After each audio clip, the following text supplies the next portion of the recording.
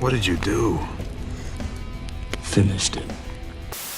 It is a rare thing in modern Hollywood to see a franchise actually respect its audience. Yeah. While the big budget machines at Disney and Warner Brothers are busy drowning us in corporate slop and cynical nostalgia bait, Remember TIE Fighters? Oh, remember Jawas? Remember?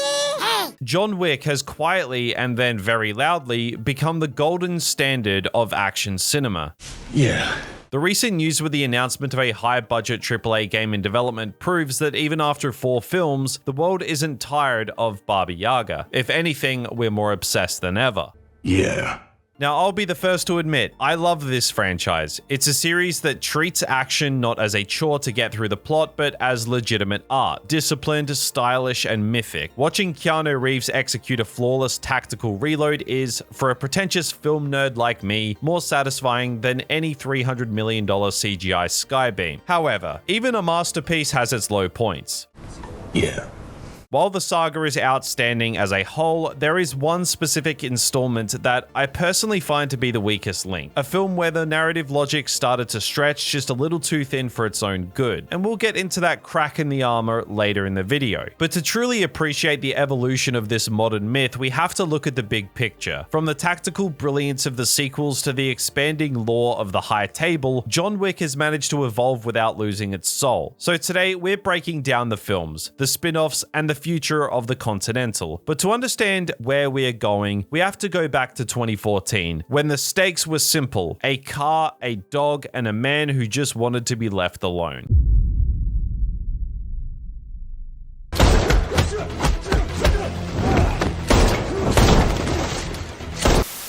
Back then, if you went to the theater for an action flick, you were basically signing up for a migraine. We were living in the dark ages of Shaky-Cam. Ever since the Bourne movies made rapid-fire editing look cool, every director in Hollywood, regardless of whether they had a creative bone in their body, decided that the best way to hide a lack of choreography was to have the cameramen undergo a violent seizure during every fight scene. It was a stylistic crutch. If you don't have the time or talent to coordinate a fight, you just shake the camera and hope the audience's brain fills in the gaps. You couldn't tell who was punching who, or if they were even in the same room, it was just visual noise. And as for the mid-budget action movie in 2014, it was practically extinct. You either had the $200 million superhero theme park films, or the straight-to-DVD bargain bin stuff. There almost was no middle ground for a slick, R-rated thriller that took itself seriously. And then, out of nowhere, this $20 million little movie that could arrived. It was directed by 2 guys, Chad Stahelski and David Leitch. These weren't artistes who spent their time pondering the philosophical implications of a lens flare. They were veteran stuntmen. More importantly, they were Keanu Reeves' stunt doubles from the Matrix days. They had spent decades in the trenches of film production, seeing exactly how directors screw up action. Stahelski and Leitch performed an act of genre-saving surgery. They looked at the bloated, over-edited mess that Hollywood was serving us and decided to go back to the basics: craft, clarity, and a very, very angry Keanu Reeves.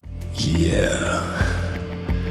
They understood that the camera shouldn't be a participant in the fight, it should be a witness to it. The premise of John Wick is almost comically simple. A retired assassin loses his wife to illness, and her final gift to him is a beagle puppy named Daisy. Then, some entitled Russian mobster's son, Losef Tarasov, breaks into John's house, steals his 1969 Mustang, and kills the dog. That's it. If you explain this to a corporate suit at Disney, they'd probably tell you it's too petty. They'd want a plot about saving the world or a MacGuffin that threatens the multiverse. But the beauty of John Wick is that it turns a personal grievance into something mythic. We've seen the murdered wife trope 1,000 times. It's become a narrative shorthand that often feels cheap. But a puppy? That's visceral. That dog was John's final bridge to humanity, a living vestige of the man he was trying to become. By killing that dog, the villains committed a spiritual assassination. That this specific catalyst is what ensures the audience stays on the right side side of a protagonist who is effectively a mass murderer. We're watching a man burn down the world to preserve the last piece of his soul. It's minimalist storytelling at its most efficient. The dog represents the innocence that the underworld took away from him. It's the difference between a senseless shoot 'em up and a character-driven tragedy. The real magic, and I use that word with the same reverence I use for the Harry Potter sets, is the action itself. This was the birth of Gun Fu in the West, a blend of Hong Kong's 80s aesthetics, the kind of stuff John Woo used to cook up, mixed with brutal, tactical realism. John doesn't just stand in the middle of a room and fire infinitely. He uses judo, jujitsu, and aikido to manipulate his environment. There's a specific economy of motion in John's movements. Every throw leads into a shot. Every shot clears a path for a reload. And here's the most revolutionary thing I saw in 2014. John Wick reloads. Now I know it sounds like a small thing, but in Hollywood where guns usually have infinite ammo until the plot says otherwise, seeing the hero count his shots and tactically reload in the middle of a fight felt like a breath of fresh air. It's hyper reality. He's not an invincible superhero. He gets wounded, he gets tired, he runs out of breath. Every movement John makes has weight because real skills stand behind it. You see him struggle with a jam. You see him fumble for a fresh mag while pinned down. It adds a layer of vulnerability that makes the eventual godlike performance feel earned. The Red Circle Club sequence is the perfect microcosm of this. The lighting, the rhythm, the music, it all works in tandem. Stahelski uses wide angles and long takes to show the geography of the room. You always know where John is in relation to his enemies. This is pure visceral cinema, where the action itself is the primary language of the story. Practical stunt work was the directional foundation here. You simply cannot fake this level of skill without a cut. Stahelski and Leach knew that if they cut every 2 seconds, they were admitting defeat. They stayed back, let the performers do their work, and the result was clean work that few Hollywood directors could replicate today, even with 10 times the budget. And this brings us to the man himself. Keanu Reeves is the only actor who could have played this role. There is a specific persona integration here that makes the connection between actor and role truly special. The character of John Wick, a kind soul forced into violence, seemed to mirror the public's perception of Reeves as a humble, kind soul who has faced immense personal tragedy. When John says, "I'm thinking I'm back," you're feeling the weight of a legendary actor reclaiming his throne. Keanu's physical dedication is terrifying. He trained for months at Tehran Tactical, becoming a legitimate marksman. When you see him transition from a primary to a secondary weapon, it's not a movie move, it's muscle memory. His performance utilized practiced restraint. He conveys rage and desperation through the nuances of his stoic face. But while the action was the hook, the lore was what kept us thinking. Most action movies treat world building like an info dump. They give you a 5-minute monologue explaining the rules. John Wick didn't do that. It peeled back the curtain slowly and organically. We were introduced to the Continental, a hotel for assassins that functions as a neutral ground. It suggests a civilized world of monsters, a hidden society with its own economy of gold coins. These coins aren't just money, they are social capital. They represent a blood debt, a ticket into a world where rules are the only thing separating men from animals. The cleaners who show up to dispose of bodies, the dinner reservations code, it all creates a fascinating mythology that feels hidden just under the surface of our reality. The mythological parallels here are impossible to miss if you're a pretentious knob like me. You have the hotel manager, Sharon, played by the late great Lance Reddick, who acts as the ferryman to this underworld. It feels like a modern Greek tragedy played out in the neon noir streets of New York. The film adheres to its own grounded rules, and the neutral ground conceit adds a level of structural tension that is just genius. It's the idea that these people are professionals, not just thugs. Everything about the first John Wick feels deliberate. It was a calculated effort by genre experts to fix what was broken in Hollywood action. They proved that the audience doesn't need slop, we need craft. We need to see the work. Even now, 10 years later, it's amazing how well it holds up. It hasn't been dated because it wasn't chasing 2014 trends, but was actively destroying them. It was a stark reminder of what is possible when you have a lead actor who is willing to put in the work and directors who understand that the camera is a storytelling tool, not a shaker for a cocktail. But as great as the first movie was, it was still a relatively contained story. It was a personal revenge tale. The real challenge for any franchise is expansion. How do you take a simple story about a dog and turn it into a global saga without losing the soul of the original? How do you raise the stakes without the whole thing collapsing into a corporate slop pile of CGI and nonsensical lore.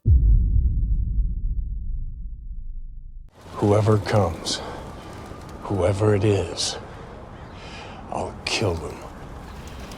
I'll kill them all.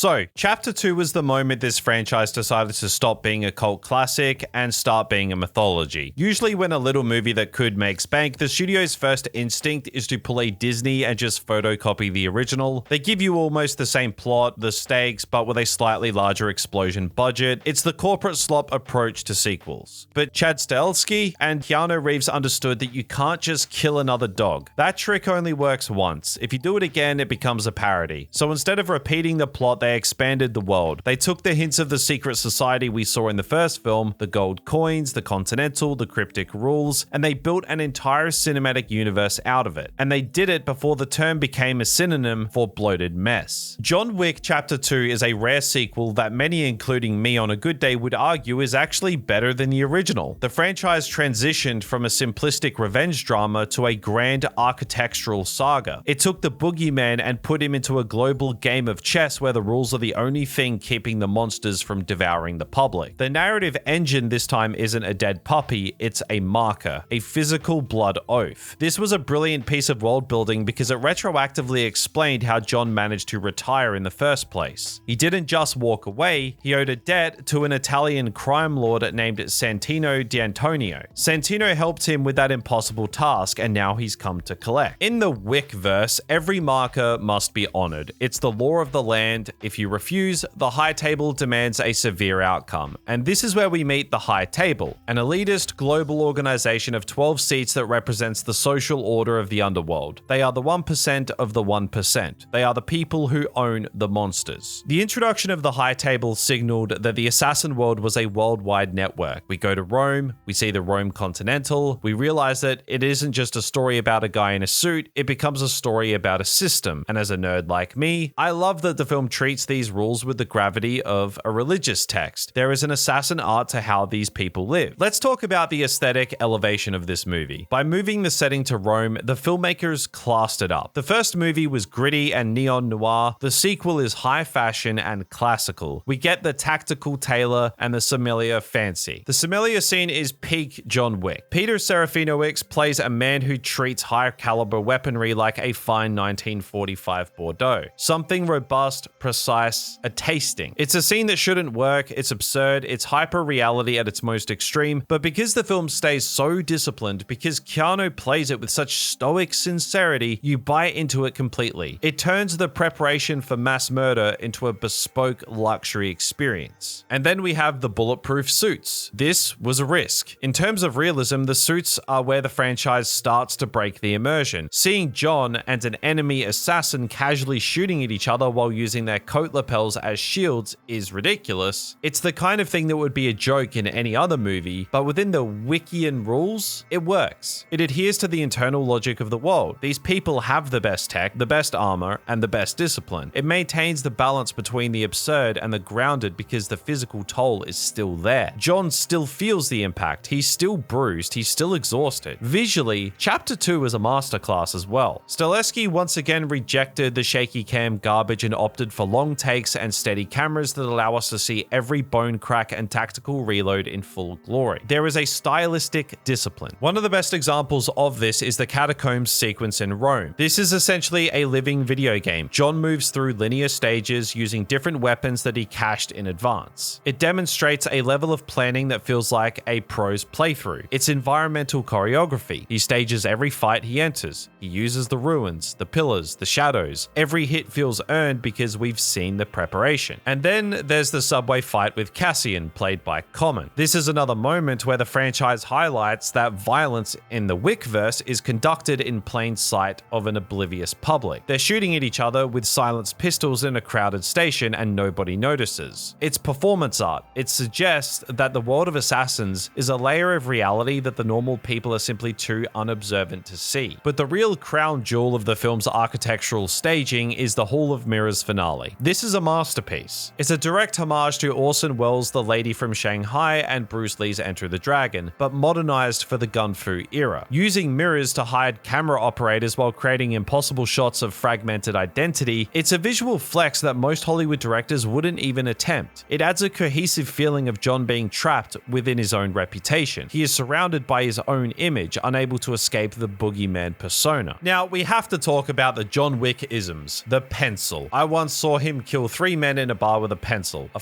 pencil. In the first movie, this was a legend. In the sequel, we actually get to see it. Here, the franchise starts to lean into the meme of John Wick. It's a little bit of fan service, but it works because it's handled with such brutal, quick efficiency. It reinforces the myth without slowing down the plot. But all of this, the Rome trip, the mirror fights, the tactical suits, leads to the excommunicado climax. One of the most important moments in the entire franchise. In the lounge of the New York Continental, John kills Santino. He kills a member of the High Table on neutral ground. This is a catastrophic decision. Up until this point, John was a man of the rules. The rules were his armor. By breaking the one rule that everyone follows, no business on hotel grounds, John fundamentally changes the franchise. It's a moment of rule breaking as character growth. John realizes that the civilized rules of the hotel will never let him go. He chooses his own code over the High Table's code. He decides to finish it on his own terms, but the cost is total isolation. He is stripped of all resources, no hotel, no weapons, no fancy suits. He is literally homeless in a city of assassins. The final shot of the movie, John running through Central Park as every cell phone in the city starts ringing with his excommunicado notification, is haunting. It makes John's journey feel Sisyphean. He just wants to roll the murder boulder up the hill so he can go home and be with his dog. But the second he gets close, the boulder rolls back down and crushes him. He has started something so much worse for himself, and he knows it.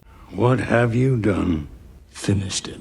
Family. No, wait, that's the other franchise. Here, it's just rules. While Chapter 2 was largely seen as a rare sequel that exceeded expectations, there was emerging risks. Some started to worry that the franchise might become serialized like the Saw movies, where the plot only exists to justify the next inventive murder. There was a fear of overstaying the party. As the John Wick isms became more exaggerated, the suspension of disbelief started to get stressed. Personally, I think Chapter 2 struck the perfect balance. It deepened the world by making the action, the language of these people. It didn't feel like it was coming up with more stuff just to fill a sequel. It actually felt like it was revealing established history. It was pure, visceral cinema that surpassed the technical prowess of the original. Mayo imię Jordani Jovanovich. Yaditya Belarusi.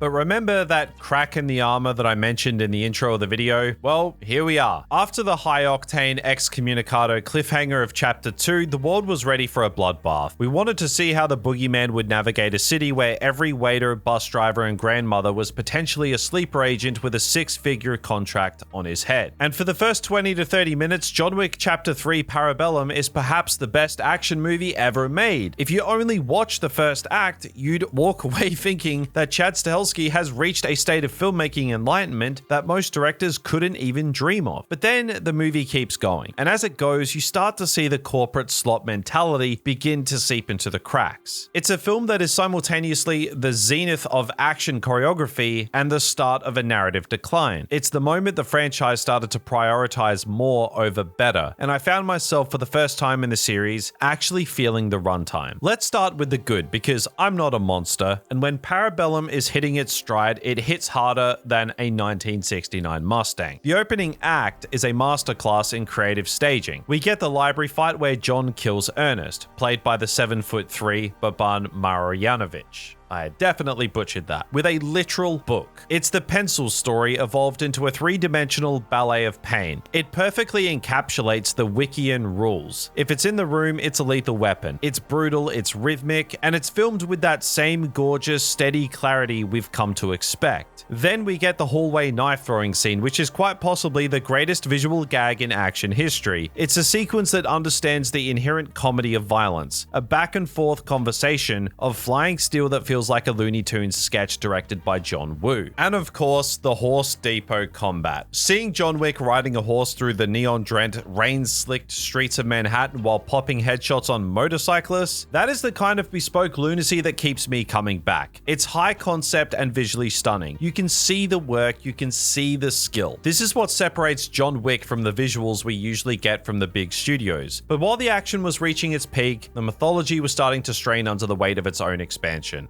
And this is my biggest gripe with Chapter 3. The first two films were masters of revealing an existing world. They peeled back the curtain just enough to let our imaginations do the heavy lifting. Chapter 3, however, feels like it's inventing outlandish elements on the fly just to justify the escalating body count. Enter the Adjudicator. Asia Kate Dillon plays this character as the physical embodiment of high-table bureaucracy. It's a cool idea, the HR department of hell coming to audit the Continental, but in execution, the character that was designed to be an intimidating force feels more like a narrative roadblock. The High Table starts to feel less like a mythic hidden cabal of shadow lords and more like an annoying, overreaching government agency. When you give mystery a face, and that face spends the whole movie acting like a condescending middle manager, the myth starts to feel a bit corporate. And then we have the desert trip. This was the moment where the lore officially overextended itself into the realm of the fantastical. John Wick, desperate to have his excommunicado status revoked, travels to the Sahara to find the Elder, the one who sits above the table, and he finds him in a tent. Really? It was just such a small letdown. After 3 movies of build up to this operatic architectural underworld, the ultimate authority is just a guy in a tent who talks in riddles. That felt like a rejected side quest from Assassin's Creed. It lacked the visual weight and the bespoke elegance that the Continental provided. And the bargain? John has to cut off his ring finger and vow to serve the table forever. John, the man who spent 2 movies fighting for his freedom, just says, okay, and hacks it off. This is where the narrative thinness becomes a problem. John's motivations start to shift from seeking justice to wanting to live so he can remember his wife. It's a noble sentiment, sure, but it feels like a regression. It makes John feel like a pawn being moved around a board rather than the king who is breaking the board. The entire middle act, the Casablanca detour, while visually incredible, feels like a shell designed only to pad out the runtime and give us a reason to see Halle Berry. Don't get me wrong, that Casablanca sequence is a technical marvel. Halle Berry's Sophia and her tactical Belgian Malinois are a masterclass in action design. The way the dogs function as little helpers or tactical units with their own specific AI routines is mind-blowing. It's gun fu expanded into the animal kingdom, but once the smoke clears, you realize the plot hasn't actually moved an inch. John went back to Casablanca to get a coin to find a man to find a tent, just to be told he has to go back to New York and kill Winston. It's a circular plot that feels more like content than story. Speaking of scripts, we have to talk about the Derek Kolstad problem. Kolstad is the visionary who gave us this world, but by Chapter 3 you can feel the creative fatigue. The writing was moving toward a completely serialized format. It felt like Kolstad had discovered a template for the Wickverse. When he eventually went off to write Nobody, it confirmed my fears. The Wick formula was being commercialized. Instead of deep character growth, we were getting a rotation of cool rooms and inventive kills. It's the Saw franchise model, and for a series that started with so much soul, that's a dangerous path to walk. This leads to a massive issue with the suspension of disbelief. In Chapter 3, the temperature of the franchise rises to the point where the internal logic starts to melt. We start seeing trophy combat. The assassins John fights starts to feel like fans rather than threats. They bow to him. They wait for him to catch his breath. They stand around while he slowly reloads. Take your time, John. We're just here for the choreography. It undermines the lethality of the world. In the first movie, if you slipped, you died. In Chapter 3, it feels like everyone is performing an assassin art piece for a phantom audience. The sense of danger is replaced by a sense of spectacle. And let's not even get into the glass and mirror rooms. We already did the Hall of Mirrors climax in Chapter 2, and it was a thematic masterpiece. Doing it again in Chapter 3 just felt like recycling set design. It was a repeat of a repeat. However, even in my jaded disappointment, I have to give it up for Mark Dacascos as Zero. He is the MVP of the second half of this movie. He brings a legitimate threat. The guy is a beast, but he also provides the biggest laughs in the series. His John Wick fanboy energy is meta commentary done right.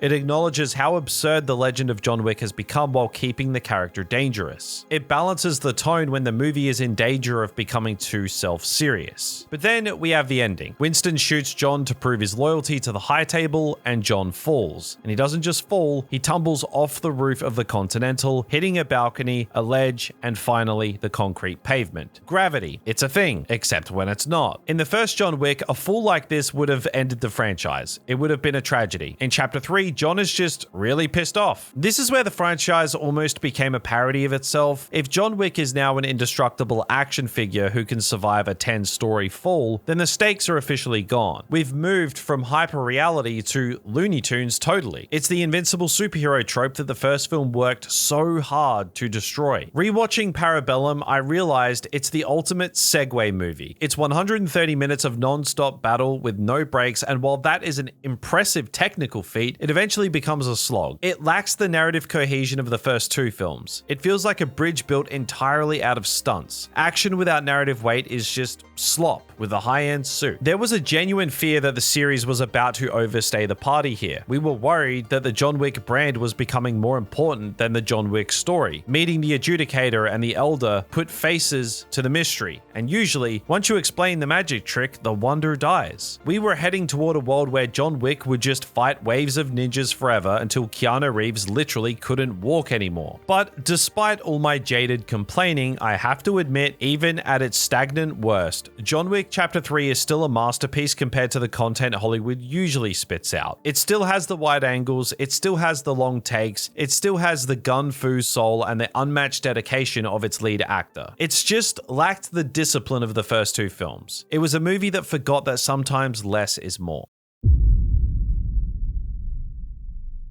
You ready, John? Yeah.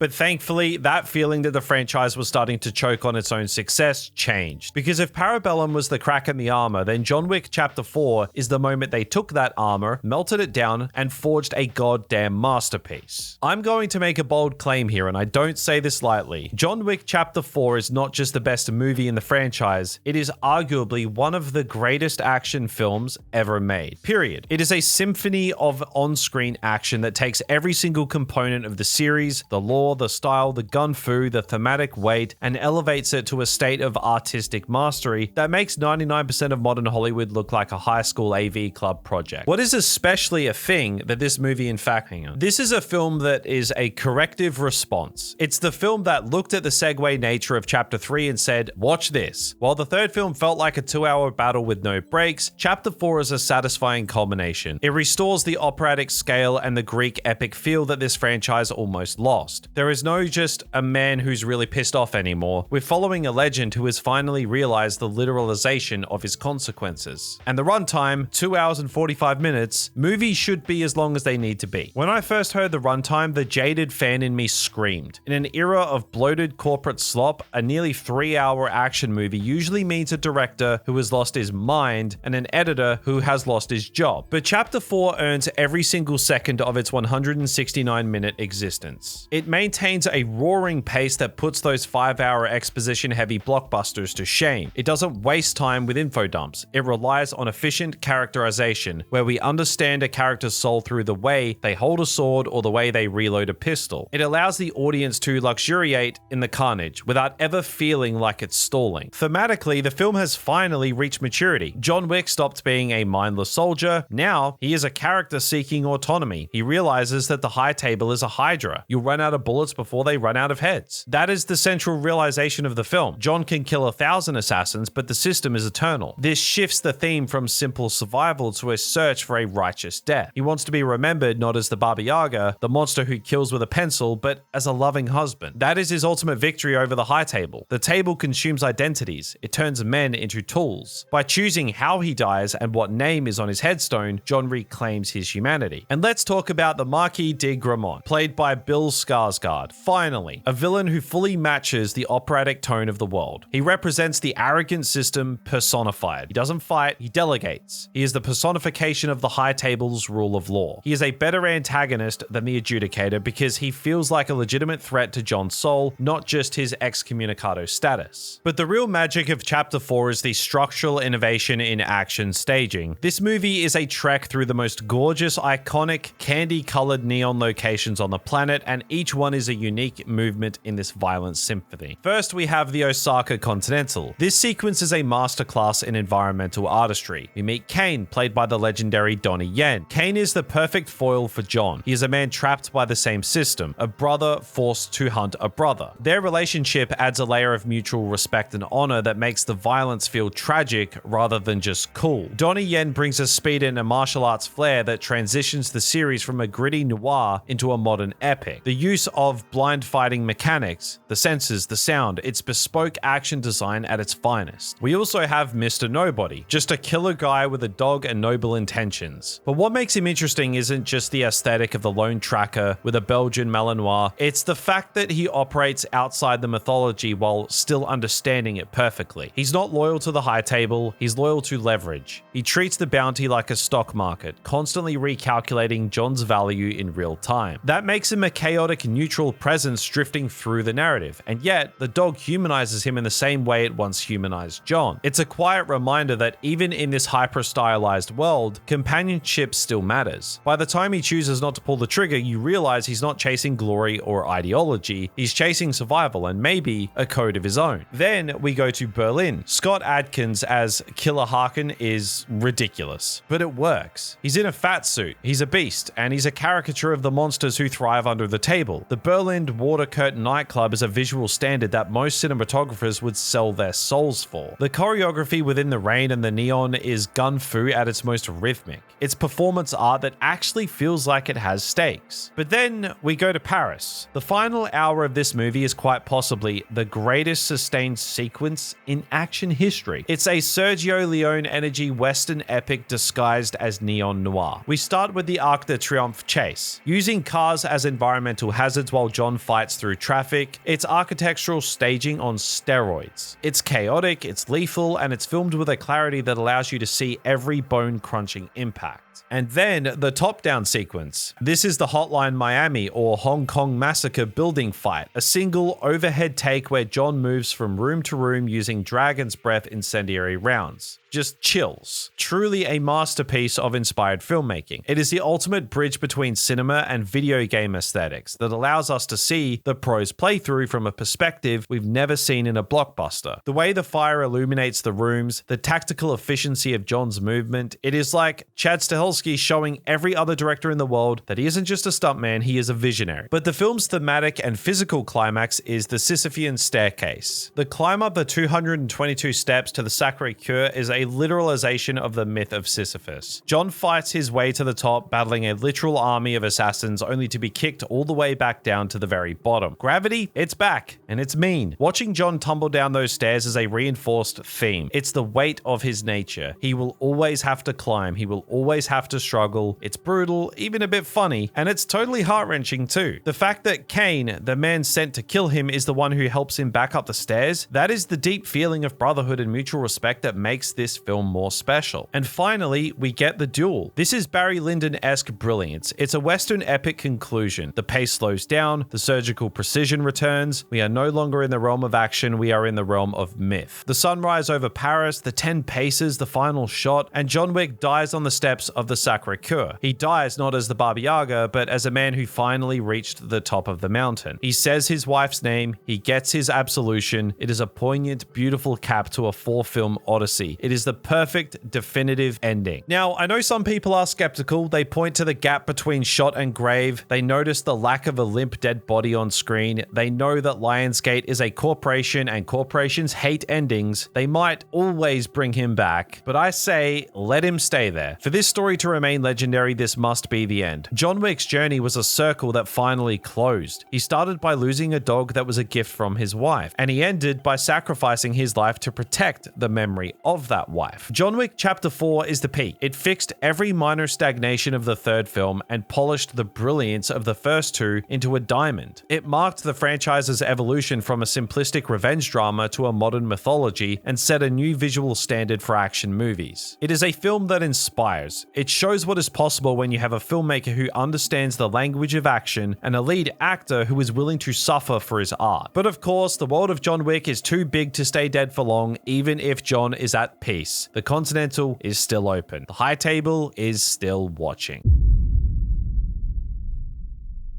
John Wick is dead, he's buried next to his wife, the sun has set over Paris, and the Sisyphean boulder has finally, mercifully, come to a rest. It was a perfect ending. But this is Hollywood, and in Hollywood, a righteous death is just a temporary inconvenience for the marketing department. When a movie makes $1 bazillion like Chapter 4 did, the studio doesn't see a legendary legacy, they see an untapped oil well. They see a cinematic universe, and this is the part of the video where my jaded skepticism starts to reach a fever pitch. We are currently witnessing a franchise struggle with the ultimate tension, the desire to remain a stylistic masterpiece versus the commercial pressure to become an infinite product. Lionsgate is currently digging up the boogeyman to see how many more gold coins they can shake out of his suit pockets. And while some of it is fine, there is a persistent fear that the Wickian world is a reaching point of diminishing returns and franchise overextension. Let's start with the first real attempt to expand the myth without the man, the Continental. This was a prequel series about the origins of the hotel in the 1970s. At first, it makes sense. The hotel is one of the coolest parts of the lore, but in execution, without the specific directorial discipline of Chad Stahelski or the gravitational pull of Keanu Reeves, the Continental felt like, well, it just felt like a building. In the films, the hotel is a living organism. It's a character. In the show, it is a cardboard set. The filmmakers tried to use the lore and the Wickian rules as a crutch, but they felt like borderline lazy shortcuts. They were throwing gold coins and talk of rules at us to evoke a sense of connection that the show's own narrative failed to earn. It proved a critical weakness in the franchise. John Wick himself is the indispensable anchor. His personal journey, his search for freedom, and his legacy as a loving husband is the only reason we care about the gold coins. Without that emotional weight, it's just people in suits talking about business. Then we have John Wick Hex. Before we got the big budget spin-offs, we got this weird tactical strategy game, and as a man who loves a good game mechanic, I actually respected this one. Genre is surprising. It wasn't just a third-person shooter, it was a game that tried to adapt the rhythm of the films into mechanics. It was gun-fu as a timeline-based strategy. It understood that John Wick doesn't just shoot, he plans, he reacts. Unfortunately, the game has basically been deleted from existence, likely due to rights issues, which is a shame, because it was a rare moment where a spin-off actually tried to do something bespoke instead of just milking the brand. But now we turn to the heavy artillery. Ballerina, Ana de Armas, flamethrowers, tactical grenades. Set between chapters 3 and 4, this spin-off had every reason to stumble, and instead it lands far more confidently than expected. Ana de Armas doesn't just fit into the Wick universe, but she carves her own lane instead. Her physicality feels raw, scrappy, less mythic than John's, but more desperate. And that desperation gives the action a different texture. The choreography leans fully into the brutal, improvised Wickian environmental combat, the shattered glass, the tight corridors, close quarters chaos that feels tactile and punishing. And yes, the flamethrower sequence is as unhinged and operatic as it sounds, a moment where the franchise once again proves it understands how to turn violence into spectacle without losing impact. But what makes Ballerina work is that it doesn't try to out John Wick. It scales the mythology down just enough to focus on a personal vendetta, keeping the movie intimate rather than cosmic. The tone stays disciplined. The world building feels additive, not bloated. And when John Wick himself appears, which he does, the scenes don't feel like cheap fan service, they feel purposeful. Keanu brings that quiet, gravitational presence, and his interactions with Anna's character reinforce the idea that this world has rules, lineage, and hierarchy. Instead of overshadowing her, his presence legitimizes her. It feels like less of a cameo and more like a ceremonial passing of recognition, not the torch, but the respect. But nothing, and I mean nothing, compares to the controversy surrounding the announcement of John Wick Chapter 5. Lionsgate has officially confirmed it. It is in development. Keanu is expected to return, and I have one word for this. Why? Chapter 4 was the Hagakure ending. It was about a warrior accepting his death. It was a poignant, beautiful cap. To bring him back now feels like a direct contradiction to the artistic intent of the finale. It's commercially driven by the fact that the fourth film made $1 bazillion and the studio simply couldn't help themselves. Analysts have pointed out the gap between shot and grave in the climax of Chapter 4. They left just enough wiggle room to bypass the finality of John's death. But for what? A rebirth? A fresh story that sets aside the high table? If I'm being honest, I loathe the idea. Infinity does not suit action franchises. To stay legendary, a story needs an ending. If John Wick just keeps coming back, then his sacrifice in Paris means nothing. He becomes a cartoon character who can't die. Unless they have a phenomenal and fresh reason to undo that ending, they are just overstaying the party. However, there is one future project that actually gives me a glimmer of hope. The Kane spin-off. Donnie Yen back as the blind assassin. This makes sense. Kane was one of the best parts of Chapter 4. Donnie Yen is attached to star and direct, which means we're going to get a film that leans heavily into martial arts influences and bespoke Hong Kong style action. This doesn't feel like milking a corpse, it feels like exploring a different corner of the garden. It has its own identity. And then there's the new AAA game just announced at Sony's presentation, the thing that caused this video to come to life. Details are limited, but the anticipation is massive. If it can capture the Wick's energy building fight in a 3D space, it could be the definitive John Wick experience. It's the one place where Infinity actually works because the audience is the one in control of the gung fu. Ultimately, the future of the John Wick universe is a double-edged sword. On one side, we have the potential for more bespoke action and martial arts brilliance with characters like Kane. On the other, we have the corporate machine trying to turn a modern myth into a serialized product. Lionsgate needs to realize that the Wickian world is a fragile thing. It's built on craft and discipline. If they dilute it with sloppy scripts and commercially driven resurrections, they will destroy the very thing that made us care in the first place. John Wick proved that action can be art. He proved that you can have a righteous death and leave behind a legacy as a loving husband. My advice to the studio: respect the man, respect the grave, let the legends stay legends, or you'll find that even the boogeyman can't survive the most lethal weapon in Hollywood, which is the search for more money.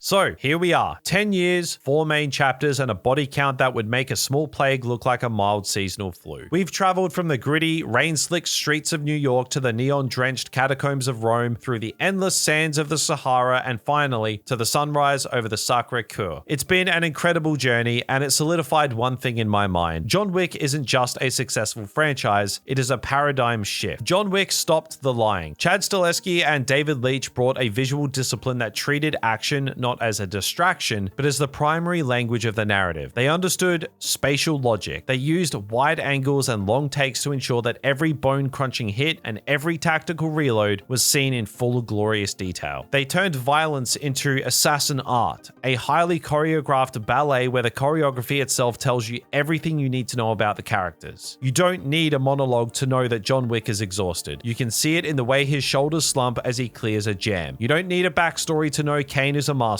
You can see it in the spatial awareness of his movements. And none of this works without the indispensable actor, Keanu Reeves. There is a unique alchemy between actor and role here that I haven't seen since maybe Hugh Jackman as Wolverine or Robert Downey Jr. as Iron Man. Keanu's months of intensive tactical training provided a level of physical credibility that is almost unheard of for an A-list star. You cannot fake this level of skill without a cut. And beyond the physical, there is the persona. Keanu's stoic vulnerability, his public image as a kind soul who has faced immense personal tragedy, mirrors John Wick's identity as a loving husband. We aren't rooting for the Baba Yaga, we're rooting for the man who just wanted to go home. That emotional connection is the glue that holds the entire neo-noir mythology together. It's what gives the gold coins and the high table their weight. Historically, John Wick sits as the rightful successor to the aesthetic peaks of 1980s and 90s Hong Kong action. It's the spiritual child of John Woo and the contemporary sibling of George Miller's Mad Max Fury Road. It proved that high-level physical artistry and stylized gun fu could succeed both critically and as a global commercial powerhouse. It fixed what was broken in action cinema and set a new standard that everyone else is still desperately trying to copy. But anyway, that is a wrap on the John Wick Odyssey. If you enjoyed this deep dive into the world of hidden assassins and tactical suits, please hit that subscribe button. Also, let me know in the comments which chapter is your favorite. Do you agree that Chapter 4 is the peak, or is it the simplicity of the original still the king for you? Let's have a civilized debate in the comments. Thank you so much for watching. Take care of yourselves, hug your dogs, and I'll see you in the next one.